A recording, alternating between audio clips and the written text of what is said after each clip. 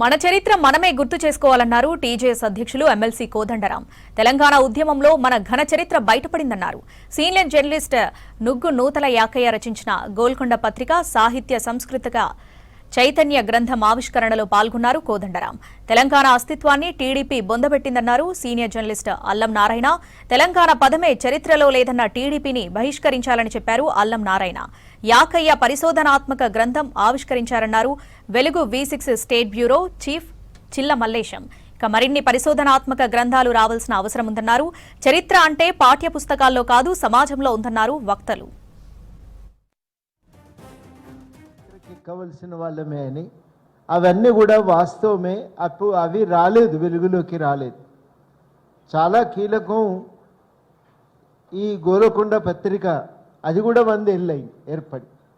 కానీ దురదృష్టం ఏంటంటే 100 ఏళ్ల సందర్భంగా కూడా దీన్ని గుర్తు చేసుకునే ప్రయత్నం జరగలేదు. ఇవాళ యాదృచ్ఛికంగా ఈ పుస్తకావిష్కరణ జరుగుతుంది కాబట్టి దాన్ని గుర్తు చేసుకుంటానికి ప్రయత్నం చేస్తున్నాం. ఇంకా పెద్ద ఎత్తున ఉత్సవాలు జరగవలసిన అవసరం ఉండే. ఇప్పటికైనా ఇది ఆరంభంగా ఇంకా జరుగుతాయేమో, ఎవరైనా ప్రయత్నం చేస్తారేమో కొంత ఆశతో గోల్కొండ పత్రిక తెలంగాణలో ఒక ఆధునిక భావాలను ప్రవేశపెట్టింది. నిజంగా ఆధునిక భావాలు ఎక్కడి నుంచి వచ్చినాయి వెతుకులాడుకుంటే కాళోజీ లాంటి వాళ్ళందరూ అప్పుడు మహారాష్ట్రతో ప్రభావితమైనటువంటి వాళ్ళు. వాళ్ళ బంధువులు మహారాష్ట్ర నుంచి వచ్చినప్పుడు వాళ్ళ ద్వారా చాలా విషయాలు తెలుసుకొని ఇక్కడ దాన్ని ఆచరణలో పెట్టే ప్రయత్నం. మరి ప్రతాప్ రెడ్డి గారు మద్రాసులో చదువుకొని వచ్చి కొన్ని పునికి పుచ్చుకొని తీసుకొచ్చి ఇక్కడ ఉన్న సమాజానికి వర్తింపజేసి ఒక ఆధునికతను ఇక్కడ నేర్పించడానికి ప్రయత్నం చేసినటువంటి వాడు. ఆ భావాలను వ్యక్తీకరించి ఒక సంస్కరణకు పూనుకున్నటువంటి వాడు. కాబట్టి 1926 నుంచి తెలంగాణ సమాజానికి ప్రతిబింబం గోల్కొండ పత్రిక అంటే. ఆ ప్రతిబింబం లాంటి దాని గురించి రాయటం అంటే చాలా గొప్ప విషయం. ఇది చాలా అద్భుతంగా ఒక చిన్న పార్శ్వమే ఇందులో తడిమింది. కాచాయని గారు అన్నట్టు సాహిత్యం అనే కోణం మాత్రమే దీంట్లో చూడటం జరిగింది. అసలు ఇంకా ఆనాటి రాజకీయ పరిస్థితులను ఎట్లా వ్యక్తీకరించారు, అప్పటికి ఏర్పడ్డ ఆంధ్ర మహాసభకు దీనికి ఉన్న సంబంధం ఏంటిది, ఇవన్నింటినీ కూడా ఇంకా లోతుల్లోకి వెళ్ళి పరిశీలించడానికి ఇంకా చాలా అవకాశం ఉంది. తెలంగాణ అనే సందర్భానికి ఒక ఉమ్మడి గతం ఉంది. ఈ ఉమ్మడి గతం నుంచి మనం నేర్చుకుంటాం. తర్వాత ఒక వర్తమానం, క్రియాశీలమైన వర్తమానం ఉంటుంది. అట్లాగే ఒక భవిష్యత్తు ఉంటుంది. వీటి కోసం గోల్కొండ అనే పత్రికని మనం మళ్ళీ మళ్ళీ మాట్లాడుకుంటాం. ప్రతాప్ రెడ్డి ఏ స్థలకాలదుల్లో ఎట్లా తెలంగాణ అనే ఒక తనాన్ని కానీ తెలంగాణ కోసం కానీ ఎట్లా ఉపయోగపడ్డాడు, ఈ తెలంగాణ భావనలకు గోల్కొండ పత్రిక ఉపయోగపడిందా లేదా, ఇట్లాంటి విషయాల చర్చ కూడా అవసరమైన ఒక సందర్భమే. గోల్కొండ పత్రిక అనేది కూడా నిజానికి 69 ఉద్యమం వచ్చిన 16 సంవత్సరాల కంటే ముందే ప్రతాప్ రెడ్డి గారు లేరు. 53లో అనుకుంటా ఆయన చనిపోయింది. కానీ తెలంగాణలో జరిగిన పరిణామాలు ఏమిటి? ముందు నైజాం రాజ్యము భారతదేశంలో విలీనం కావడం, తర్వాత పరిణామము ఆంధ్రప్రదేశ్ ఏర్పడడం, భాషా ప్రయుక్త రాష్ట్రంగా ఒక రకంగా బలవంతంగా ఆంధ్రప్రదేశ్ ఏర్పడడం. ఈ 2 పరిణామాలది చరిత్ర గోల్కొండ పత్రికలో మీకు దొరుకుతుంది.